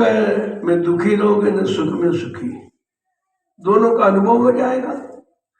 और ये समझने का ये तो आते जाते, ये आते जाते ये समझ आप में आ जाएगी, तो न तुम सुख के में चक्कर न दुख के चक्कर, दोनों से अलग हो जाओगे। कर भाई तो आते जाते, इनके इनमें हम अपना स्थायित्व क्यों बनाए, न यहाँ दुख रहेगा न सुख रहेगा, दोनों आते जाते हैं। तो आने जाने पर विश्वास क्या, ये तो भाई ठहरेगा नहीं, जो ठहरेगा वो हमारा काम करेगा। तो कहा इन दोनों से अलग हो जाओगे, फिर क्या होगा कि अपना रूप रखो घट भीतर, फिर अपना असली रूप तुमको अंदर में जीवात्मा, जीवात्मा रूप, ये शरीर का रूप तुम्हारा रूप नहीं है, तुम्हारा शरीर रूप तो जीवात्मा का है। वो रूप जब मिलेगा घट के अंदर, अपना रूप लखो घट भीतर, जब ये देखने को मिल जाएगा तो धीरे धीरे सूरत आगे की तरफ चलेगी, यानी अपने घर की तरफ, अपने मालिक से मिलने के लिए। तो आगे क्या कह रहे हैं कि सतगुरु स्वामी कहे बुझाई, सतगुरु स्वामी कहे समझाई, सतगुरु स्वामी कहे समझाई, सतगुरु स्वामी कहे समझाई, सतगुरु से जाकर मिलना, सतगुरु से जाकर मिलना, यहाँ तुम समझ सोच कर चलना, तुम समझ सोच कर चलना। का ये सब जानकारी सदगुरु से मिलेगी। जो समझा है वो समझाएगा, जिसने पाया है वो मिलाएगा। कहा सदगुरु स्वामी कहें समझाई, बार बार समझा के कहते हैं कि शब्द गुरु से जाकर मिलना। जब तक तुम्हारा मिलन शब्द गुरु से नहीं होगा तब तक जीवात्मा का कल्याण नहीं। ये जिस्म का रूप तो जगाने के लिए आया, तुम्हें जगाएगा, क्योंकि तुम भी जिस्म रूप में हो, तो जिस्म जिस्म का काम करेगा और शब्द शब्द का काम करेगा। ये दोनों की आवश्यकता है। अगर जिस्म वाला नहीं मिलेगा तो शब्द की प्राप्ति कौन कराएगा, और शब्द की प्राप्ति नहीं कराएगा तो जीवात्मा का उद्धार कैसे होगा। इसलिए दोनों की जरूरत है, अपनी अपनी जगह पर दोनों की आवश्यकता है। जब दोनों की आवश्यकता को समझोगे तो इसी में तुम्हारी आवश्यकता की पूर्ति हो जाएगी। तो क्या कह रहे हैं, सतगुरु स्वामी कहे समझाई, वो बार बार समझा के कह रहे हैं कि तुम शब्द गुरु से जाकर मिलना। जब तक शब्द गुरु से तुम्हारा मिलन नहीं होगा तब तक जीवात्मा का कल्याण नहीं होगा। देखो कितनी बड़ी बात है। इसको कहते हैं आध्यात्मिक शिक्षण, नूरानी शब्द, ये मिलना चाहिए। लेकिन ये कानून से तो सुन लेते हो, अमल में नहीं गया। ये अमल में लाना तो बड़ी कठिन है। यही तपस्या है, यही संघर्ष है। कहीं जंगल में रहना कोई संघर्ष तपस्या नहीं, तो छिपना है, वो तो कायरता हो जाएगी आप यहीं पर रहकर। क्योंकि भेजने वालों ने अगर जंगल में समझा होता तो जंगली जीव में तुमको पैदा करते, जाओ जंगल में रहो। तो जंगल में जो जीव रहे उनमें तो जीवात्मा है, क्या उनका कल्याण हो गया। कंदरा गुफा में रहने वाले जो जीव हैं वो बेचारे उसमें छिपके रहते हैं, क्या उनकी जीवात्मा का छिपने से कल्याण हो गया। ये सब अनुभव जब करोगे तब आप इस निष्कर्ष पर पहुंचोगे कि जहां हमको भेजा है वही जगह ठीक है, वहीं पर रहकर। जीवन संघर्ष है, यही संघर्ष है। भाई इनकी सुनना, ये कह रहे हैं, वो कुछ कह रहे हैं, वो कुछ कह रहा है, वो कुछ कह रहा है, ये संघर्ष ही तो है। आज सबसे बड़े कांटे जंगल में है तो चारों तरफ से चुभते हैं। जीव बेचारा कैसे बच सकता है। अगर इसमें आपने बच गए तो वो तपस्वी सर्वश्रेष्ठ माना जाता। तपस्या, कोई अस्या माने इच्छा, कोई वासना, कोई कामना किसी तरह की न रहे और उसको आपने जला दिया, भुला दिया, तो आप पक्के तपस्वी हैं। भाई तपस्या तो शरीर के लिए तुम जंगलों में की उन्होंने, और शरीर जड़ है, कोई लाभ मिला नहीं। जिन्होंने तपस्या की जंगलों में वो शरीर के लिए की, और तपस्या करना है मन में, मन को तपाना है, मन को भोगों से तरंगों से अलग करना है, ये तपस्या तो जहाँ रहोगे वहीं हो जाएगी। लेकिन ये राज पूरा उनको मिला नहीं, क्योंकि संत महापुरुष नहीं आए थे। जब वो आए ही नहीं थे, असली लाभ देने वाले इनको कहाँ से मिलता? तो बेचारे शरीर के पीछे पड़ गए। अब जड़ शरीर का क्या दोष, ये तो मुर्दे का क्या दोष? तो मुर्दा ही है, उसका क्या दोष है? दोष तो चेतन में, जिंदे में होता है। और ये इस मुर्दे शरीर को लेके जंगल में भाग गए। हजारों वर्ष उसको तंग करते रहे, परेशान करते रहे कि ये नहीं खाएंगे, ये नहीं देखेंगे, कहीं उल्टे टंगे रहे, कहीं नंगे रह रहे, ये सब जिसका कोई मतलब नहीं। अब इन विचारों को हजारों वर्ष लग गए, कुछ नहीं मिला, मर के गए। वही भूमि पर आप बैठे, भूमि पर आप बैठे हो, ये ऐसे तपस्वियों की भूमि है जिनको कुछ नहीं मिला। सच्चा गुरु न समय का न मिलने के कारण जीवन अकारक चला गया। समय तो मिला, हजारों लाखों वर्ष का समय मिला उनको, लेकिन काम कुछ। और तुमको तो 100 वर्ष का मिला और काम करने का पूरा अधिकार है।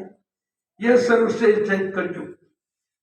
संतों ने इसे सर्वश्रेष्ठ कहा और अन्य लोगों ने इसको बुरा कहा कि कलयुग सबसे ज्यादा खराब, सबसे ज्यादा खराब।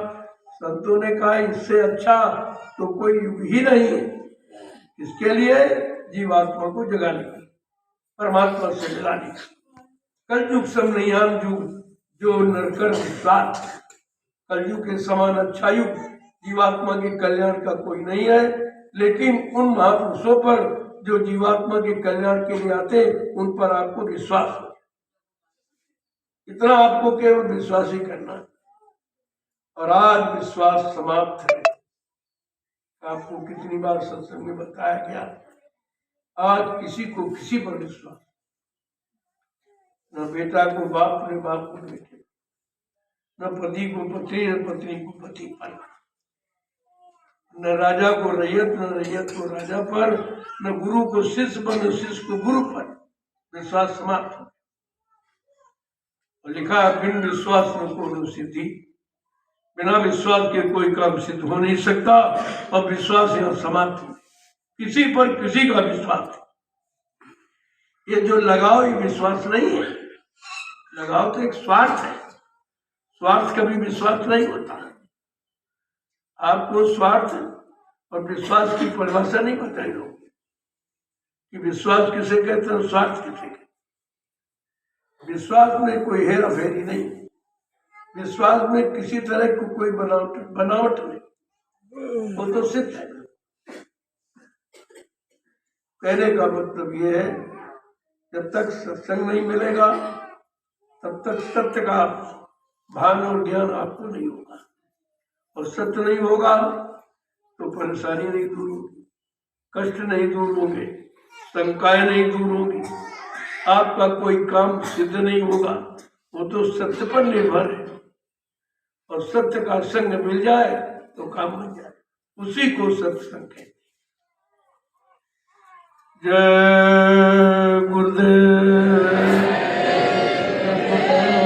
जय गुरुदेव, जय गुरुदेव, जय गुरुदेव। नाम किसका, जय गुरुदेव। नाम किसका, जय गुरुदेव। नाम किसका, प्रभु का प्यारा नाम। अब आप लोग खड़े हो जाओ।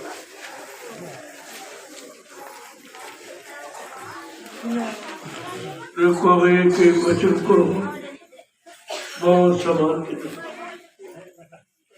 आगे का समय इतना खराब आ रहा, ये वचन आपको मिल नहीं पाएंगे। इन बच्चों को सुनने के लिए आप 500-500 किलोमीटर दौड़ के जाओ, फिर महात्मा आगे निकल जाए, फिर दौड़ोगे पीछे, फिर आगे निकल जाएगा। इस तरह ये वचन आपको मिले। और अभी सरलता सुगमता में मिल रहे हैं तो आप संभाल नहीं कर पाते, संभाल कर। जब भी खाली बैठो वचनों को याद करो। ये आज क्या कहा गया था? पहले यही था, मथुरा में कोई भंडारा नहीं था, कोई साधन किसी तरह का नहीं, अपने साधन पर लोग आधारित थे। अपना झोले में चना सत्तू और बाटी बना कर के घोड़े पर भूख लगी, निकाला, खा लिया और बैठे भजन। भजन से उठे, आपस में 10-5 प्रेमी बैठे चिंतन करने लगे, सत्संग की चर्चा, मतलब 24 घंटे उसी में लाए। तो फिर मन इधर उधर भागना बंद कर दिया, कहीं नहीं जाता। लेकिन जब से ये सब व्यवस्था हो गई, टेंट लगवा दिए गए, भंडारे खोल दिए गए, घर से ज्यादा आराम पाने लगा, सत्संग हो गया। सत्संग के लिए कोई नहीं जाता था, सब जाते थे ऐश्वर्या पहला, चलो वहां सब व्यवस्था है, और उसी व्यवस्था में जाके फंस गए। बाजार मार्केट लग गई, उसमें चले गए, सत्संग छूट गया। पहले कुछ नहीं था, सख्त हिदायत थी कि सत्संग के सिवा मथुरा में कुछ। धीरे धीरे धीरे धीरे जमघट बढ़ा। जब परिवार बढ़ता है तो तरह तरह की सब चीजें बढ़ जाती। ये परिवार बढ़ा, इतना बड़ा कि वो परिवार की व्यवस्था जो होनी चाहिए अध्यात्म की, वो खत्म। वहां भौतिक का विस्तार हो गया, वहां मार्केटें लग गई, सब तरह से दुकानें लग गई, सब भंडारे खुल गए, और मतलब यानी संगत के भी और संसार वाले भी, और सब तरह का खान पान वहां एकदम सब बेकार। उसको खा खा करके बुद्धि भ्रष्ट हो, न गुरु की पहचान, न गुरु के वचनों की पहचान, न गुरु के द्वारा दी नाम युक्ति की कोई पहचान। सब बैठ करके भाषणबाजी कर रहे, वो इनको सुना रहा, वो उनको सुना रहा, जिसने कभी नहीं सुना और समझा वो सुनाता है। इस तरह से बिगड़ते बिगड़ते 2012 में एकदम सब बिगड़ गया। जब सब बिगड़ गया, समझने का कहीं नामो निशान नहीं। जो 60 वर्ष सुनाया गया वो तो सब भूल गए, अपनी अपना सुनाने लगे, अपना सांसारिक व्यवहार संगत में करने लगे, और वो सांसारिक भोजन जिनमें तामस और रजोगुण भरा, वो सब खाने पीने लगे। लिहाजा सत्संग की बात समाप्त हो गई। वो एक ही लीला में सब भ्रमित हो, एक ही लीला, वो भी ऐसी लीला जीवों पर उसका कोई नहीं असर, न जीवों से कराया गया, न कोई दुख तकलीफ उनको दी गई, स्वतः अपने में लीला की। अगर प्रेमियों की लीला होती तो ये तो बिल्कुल बेकार हो जाते, ये करी सह नहीं सकती थी, इनमें बर्दाश्त शक्ति क्षमता नहीं थी, तो अपने में लीला कर दी, और कर दी गई, और उसी लीला में सब भ्रमित हो गए। आज तक उसका उनको कोई होशो हवास नहीं है कि लीला का मतलब क्या है, लीला क्यों की गई, इसकी क्या जरूरत थी, ये कोई नहीं समझ पाया। अब धीरे धीरे धीरे धीरे फिर उसकी नींव डाली जा रही है, व्यवस्था खड़ी की जा रही है, उस भूमिका से आपका परिचय कराया जा रहा, ये सब चीजें, और एक परिवर्तन नया मूड नया। देखते आप हर चीज नहीं आपके सामने खड़ी, जिसको आप कभी सोचते नहीं थे। यही है मानव बुद्धि के परे से आप समझ नहीं पा रहे, और आपसे करवाया जा रहा है। आप ही तो करते हो, मैं तो कुछ करता नहीं, और आप करते हुए भी नहीं समझ पाए कि हमसे ये क्यों कराया जा रहा है। अभी कुछ ना था, अचानक कैसे सामने आ गया। तो धीरे धीरे धीरे जब समझदारी आने लगेगी, समझ जाओगे, तो आपका लाभ तो इसी में है ही, और किसी में लाभ नहीं। वो लाभ की चीज ना अगर उसमें होती तो वो लीला हुई तो लाभ आपको समझ में आ जाता, और सब छूट गया। वो तो सब छुड़ाने बिसारने वाली लीला, जो तुम कर रहे हो सब झूठ है, और जहां फंसे वो भी झूठ। अब झूठ को कैसे समझाया गया है, झूठ से तुमको कैसे अलग किया जाए, झूठ तुम्हारे में से कैसे अलग किया जाए, बात तो ये है। ये काम हो रहा है, धीरे धीरे देखते जाओ, ये सब तुम्हारी व्यवस्था बन के तुमको जहाँ बैठे भी नहीं जानते भाई यहाँ सत्संग स्थल हो या क्या होगा कैसे होगा, सब हो गया और तुम इसे कराया गया, लेकिन तुम समझते नहीं थे। समझने के लिए ही तो तुमसे कराया जा रहा। अरे भाई करके समझ लो, जब ये हो गया तो सब कुछ हो जाएगा और तुम्हारे द्वारा होगा और तुम ही करोगे, करता धरता तुम्ही को बनाया जाएगा, क्योंकि काम तुम्हारा ही होगा। ये सब चीजें धीरे धीरे आपके सामने आ खड़ी की जा रही हैं। अब पहले भी इतना विशाल विस्तृत व्यवस्था क्यों बनाई जा रही है? हमने कहा तुम भूल गए हो कि परिवार बड़ा है, परिवार का कोई व्यक्ति दूसरा नहीं हो सकता, अपना ही है। मान लो परिवार का कोई व्यक्ति नाराज हो जाए, नाराज होकर को विदेश चला जाए, तो क्या वो परिवार का नहीं माना जाएगा? अरे वो परिवार का ही माना जाएगा। और वो जब कभी आएगा गुस्सा शांत हो तो परिवार में ही आएगा, कहाँ जाएगा? इसलिए किसी को गैर मत, सब अपने ही है, ये भाव सबों में भरते हैं। ऐसा भाव विचार के रखकर जहाँ काम किया जाएगा वहाँ विरोधी भी सहयोगी बन जाएगा। और आप ये देख रहे हो कितने विरोधी आज सहयोगी बन के आ रहे हैं। मैंने तो कभी विरोधी माना नहीं, और मैंने न उनके लिए कुछ कहा, न उनकी कभी चर्चा की। ये हमारा विषय वो नहीं है, हमारा विषय है संगठन का। तो अपना संगठन का काम करते करते करते करते इतना समय निकल गया और ये संगठन आपके सामने बन के तैयार। धीरे धीरे अब बढ़ता चला जा, जब बढ़ता चला जा रहा तो हम भी आगे बढ़ते चले जा रहे। एक मकान बनाओ, दूसरा मकान बना दो, तीसरा बना दो, परिवार आएगा, कहाँ ठहरेगा, कहाँ रहेगा। ये बढ़ने लगे तो हम आगे बढ़ने लगे। इनके लिए चलो भाई काम हो जाए। अब वो मालिक कैसे करेगा, उसकी क्या मौज है, ये तो हम भी नहीं बता सकते आपको, क्योंकि वो तो अंदर की है।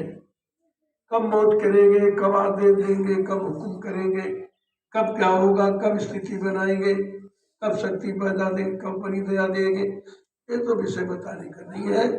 लेकिन जब काम हो रहा तो धीरे धीरे समझ में तो आ ही रहा कि भाई उनकी दया हो रही। अब दया हो रही हो, दया हम समझ ही नहीं पा रहे भी कैसे हो रही, अब कब हो जाएगी, किस घड़ी हो जाएगी, कुछ नहीं। मैंने कभी सोचा था भी यहाँ कोई आश्रम बनेगा, केवल मैं एक कार्यक्रम करने आया था गुरुकुल में, बस उसी कार्यक्रम से, और जहाँ आप खड़े हो यही स्थान है, ये लिप्टिस का बगीचा था, कट गया था, बिल्कुल जंगल था, इतना ऊंचा नीचा, यही कहते रहे तो जगह, लेकिन सबसे ऊंची जगह, और इसी में आपके 65 भंडारे लगे, और हमारी कुटी वो बगीचे बुधा बनी। धीरे धीरे धीरे वो जिसकी जगह थी वो आया, मैंने नहीं बुलाया उसको। देखो कराने वाला काम कैसे कराता है और किसके द्वारा वो खुद ही उसको भेज देता है। मैं तो बुलाने नहीं गया, ना मैं जानता, ना मेरा कोई विचार था यहाँ कुछ बनेगा क्या हो, और वो आ गया, उसे चर्चा हो गई, उसने बताया, ठीक है हमारा ये फार्म दिख रहा, ले लिया। तो एक पैसा भी नहीं था, कुछ, क्योंकि पैसे वाला काम यहाँ ही नहीं, आज भी आप देखते हो। मैं तो कोई सेवा मांगता नहीं, न कभी पहले मांगी, न आज मांगता, न आगे कभी मांगूंगा, इसकी क्या जरूरत है। ये मांगना भीख है। इतना बड़ा परिवार है, भीख मांगने की क्या जरूरत है? तो कार्यक्रम था तो मैंने यही कहा था भाई हम तुम्हारे लिए रोज जगह किसी से हाथ पसार के भीख कब तक मांगते रहे। इतने लोगों के अपने बैठने की जगह नहीं बना सकते। बस इतनी बात थी। प्रेमियों ने एकदम बरसात शुरू कर, जिसके पास जो था अपना फेंका और वो इकट्ठा किया गया। इकट्ठा करके जितने में हमारी उसकी बात हुई थी उतना ही निकला, ज्यादा नहीं दिया, उतना ही दिया। जिसको काम कराना था उस मालिक ने उतना ही दिया और जितनी हमको जरूरत थी। हमने कहा हम फिर रखने वाली बात क्यों सोची, जब वो समय पर उतनी चीज दे ही देता जितनी जरूरत होती, फिर हम व्यर्थ में क्यों सोचे उसके बारे में। एक सप्ताह की बात हुई, सेवादार तो सेवा के लिए एकदम थे ही, एकदम चुप। मैंने शिविर लगाया और शिविर में कभी 25 आदमी, कभी 30 आदमी, कभी सब आने जाना शुरू। सब इसको जंगल को इतना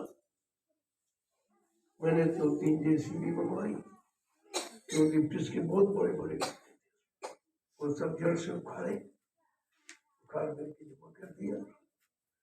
तो 6 ट्रैक्टर में चलते थे और इतना प्रेमी खाई खोदना गड्ढे काटना करता था। 2 महीने के अंतर्गत एकदम आदमी आता था, देखता था, पहले कहता था अरे बाबा यहाँ आगे जंगल में भाग जाएंगे कुछ जरूर बात बिल्कुल करे रहेगा। यहाँ तो दिन में लोग लूट लेते थे, इधर कोई आता नहीं था, इधर लूट लेते थे लोग। सब यही कहते थे ये होगा भाग जाएंगे जाएंगे, बड़े वही कहते आ भी जाएंगे।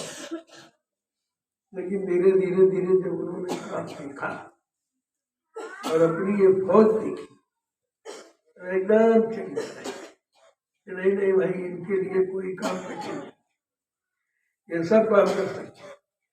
देखो ये सब आपका बन गया हो गया। और सब ताजुब करते थे कि कोई सेवा नहीं मानते हैं, ये सब कैसे होगा। भाई कहे कोई लाख करेगा कोई और है करने वाला, तो कहो वो हमसे करवा रहा, मेरे पास तो कुछ नहीं, मैं किसी से नहीं कहता हूँ। तो धीरे धीरे धीरे धीरे जितनी जरूरत पड़ती है उतना आज भी वो देता है, लेकिन समझ कोई नहीं पाता। जो मैं नहीं समझ पाता हूँ भी कैसे आ जाता है, क्यों देता है।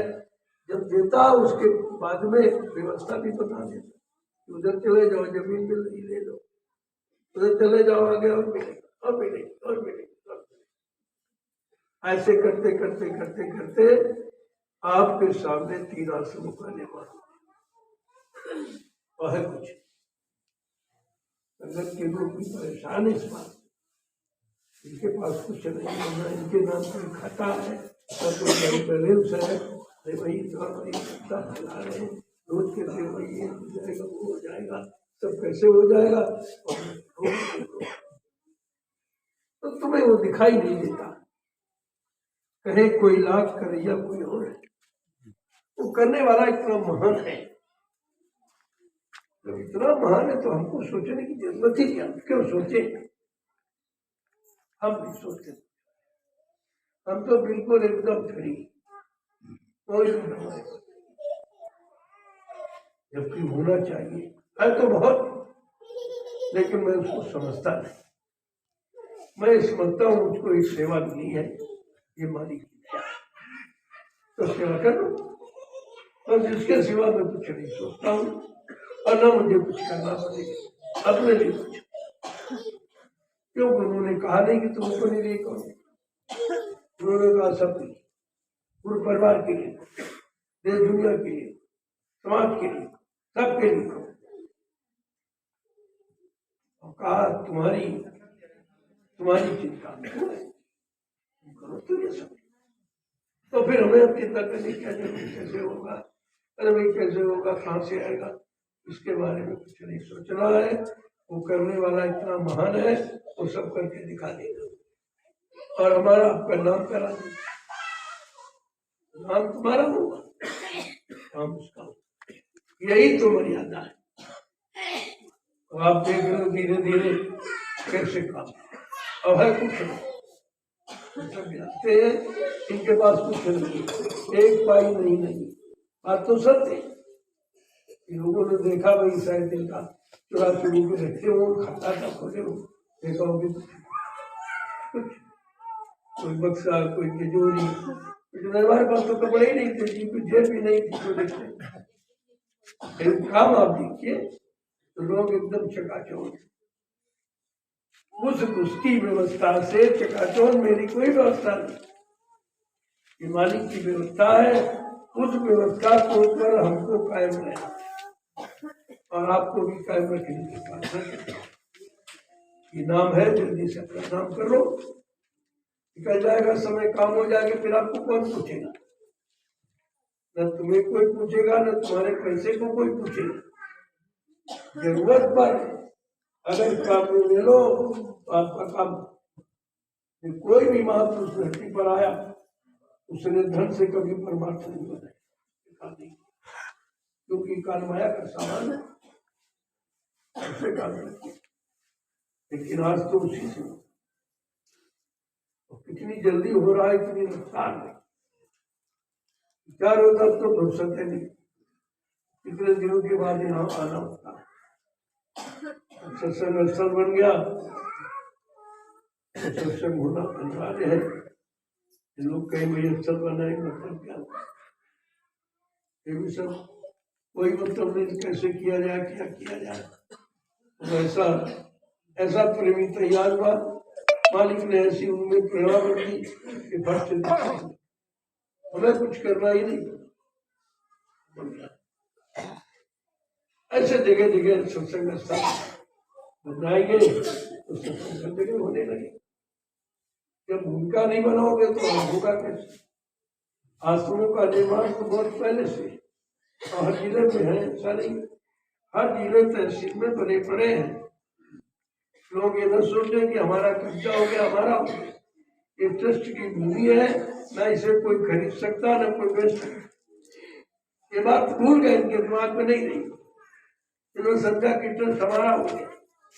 ट्रस्ट हो किसी का नहीं, किसी एक व्यक्ति का होता ही नहीं, क्योंकि ट्रस्ट में जितने सदस्य हैं, एक तो एक संगठन के सदस्य, लेकिन जो नामदारी सदस्य, जो नामदारी सदस्यता प्रमाण पत्र लिए बैठे हैं, ये भी तो उसी ट्रस्ट के सदस्य हैं। बगैर इनके पूछे ट्रस्ट का कोई काम नहीं किया जा सकता। अगर किया जाएगा तो भविष्य में उसको फर्जी माना जाए। ये बात इनके दिमागों में नहीं, सब कब्जा किए बैठे हमारा। अरे बेका एक झटका आएगा, तुम्हारा पता नहीं चलेगा, क्या चलेगा, पता ही नहीं चलेगा। इसलिए अपना समझो, तो संगत का समझो, संगत गुरु की है या जन्म गुरु का, किसी का नहीं। लेकिन ये दिमाग में बात ही नहीं है, ये बात में होती तो फिर ये होता ही। लेकिन देखते जाइए अब वो देख रहे हैं कि भाई पहले तो छोटे छोटे आश्रम में बड़े बन गए, बड़े बन गए, अभी भाई छोटे छोटे इन्हीं बड़ों में लय हो जाएंगे, इन्हीं में लय हो जाएंगे, कहीं कुछ नहीं। वो भी तो सब अपने ही है, दूसरे के नहीं। सब संगत का, जिस दिन संगत खड़ी हो जाएगी या संगत बनाने वाला खड़ा हो जाएगा, सब करके दिखा देगा। जय गुरुदेव। आज कौन सी सेवा है? आलू का कम हो गया, आलू चढ़ गया, देख लो राई देख लो, खेत से निकल। अभी आप लोग हो या कर लो, क्योंकि मैं भी निकलूंगा काम सुने, वहां बहुत वहां रहना बहुत अनिवार्य है। जमीन खरीदी जो गई है, उन पर सिंचाई के साधन बनाया, क्योंकि वो आश्रम इससे कहीं गुना, वहां जमीन इससे कहीं गुना ज्यादा है, लेकिन मुख्य ये सदगुरु धाम मुख्य है। इसी सदगुरु धाम की वो शाखाएं बढ़ती चली जाएगी, लेकिन मूल जहाँ आश्रम है वहाँ विस्तार है, कार्यक्रमों का विस्तार, क्योंकि प्रेमी आ रहे हैं भारी संख्या, विस्तार हो रहा वहाँ यहाँ नहीं है, वहाँ यहाँ भी जरूरत होगी तो कर दिया जाएगा। देखो अब आश्रम तो आपके बन गए, जमीन भी आपकी हो गई, लेकिन संगत चलाने के लिए साधन, इतने करोड़ की जमीन है लेकिन 2 पैसे की आमदनी। अगर मैं दौड़ा न करूं तो आपके तीनों आश्रम ठप कहाँ चले, और हम कब तक दौड़ते रहे, हो गई है तब तक दौड़ते रहे। हम सोचते कोई न कोई ऐसा साधन आपके लिए बना दे तो आप हमेशा इसको चलाते रहे। और ऐसे ही कुछ जगह कुछ की जा रही मानी के लिए हो जाएगा। तो आपकी जमीन में पड़ी उधर 3 बीघे 8 लाख की दी, आज 1 करोड़ मिला, और उसकी कीमत बढ़ती जाएगी। लिहाजा मैं सोचता हूँ कि और जमीन ली जाए, क्योंकि आगे इसका बहुत विस्तार है। मैंने उसको अयोध्या बनाने का विचार है। जय। उसी तरह से यहाँ पे व्यवस्थाएं तो जमीन की कीमत, अब आपकी ये जमीन 20 करोड़ की हो गई, 1 करोड़ की ली थी, 20 करोड़ कीमत है।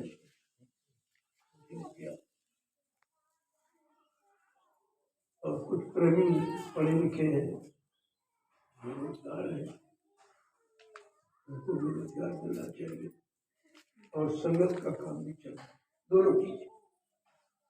उन प्रेमियों को रोजगार मिल जाएगा और संगत ये सेवा में लगेगी, दोनों काम अपनी समझो।